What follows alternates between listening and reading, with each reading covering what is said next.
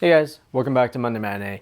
My name is Steven, and today I'm serving up a review of Nonnas, a 2025 Netflix American comedy drama directed by Steven Chbosky and starring Vince Vaughn, Lorraine Bracco, Talia Shire, Brenda Vaccaro, Susan Sarandon, Linda Cardellini, and Joe Manganiello. Nonnas is inspired by the real-life story of Joe Scaravella, the owner of Staten Island's beloved Enoteca Maria, a restaurant where grandmothers from around the world, but especially Italy, take turns as chefs, dishing out authentic homemade meals steeped in tradition. It's a pretty cool concept. I want them to make the dishes that they were passed on from their family. I want to share it with everybody.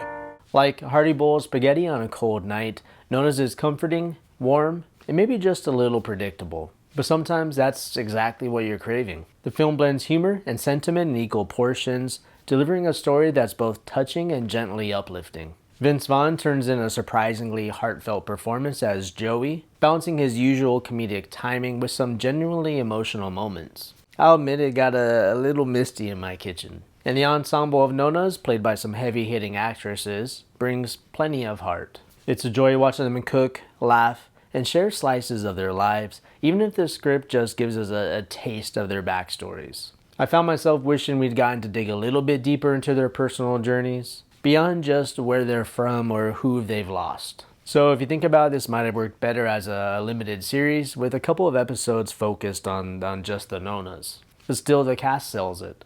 Susan Sarandon might not have been the first person I pictured rolling some gnocchi, but she fits right into the rhythm of the kitchen.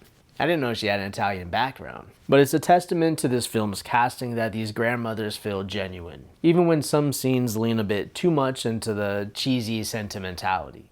Pun intended. For me, the sweet Talia Shire was definitely a standout. If there's one critique, it's just that Nonnas moves through its plot hot and quick, and perhaps not as layered as it could be. Despite a 114-minute runtime, I look back and feel that some of it was still glanced over. The restaurant transformation in particular feels oddly fast. One minute it's a dusty fixer-upper, and the next it's bustling with Nonnas and garlic-infused charm. There's a lot of talk about the hard work and financial strain involved, but not much of that is shown. For example, Joe Manganiello's Bruno's contribution, supposedly pivotal, is mostly off-screen, which makes the payoff feel slightly undercooked. So I definitely would have liked to see a lot more of the process of that transformation. I mean, that's a lot of the fun in these type of movies.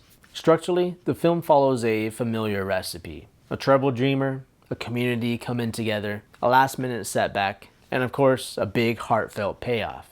But honestly, it works. Like Nonna's meatballs, you don't always need a twist when you got tradition and warmth baked in. So, is Nonna's a bit cheesy? Sure, but it's the kind of cheese that you welcome. A nostalgic Parmigiano grated over a Sunday sauce. It's cozy, crowd-pleasing, and brimming with love. And knowing it's based on a true story makes it all the more satisfying. I wouldn't be surprised if Enoteca Maria ends up with a waitlist longer than the credits. So, for letter grade, Nonnas earns a C+.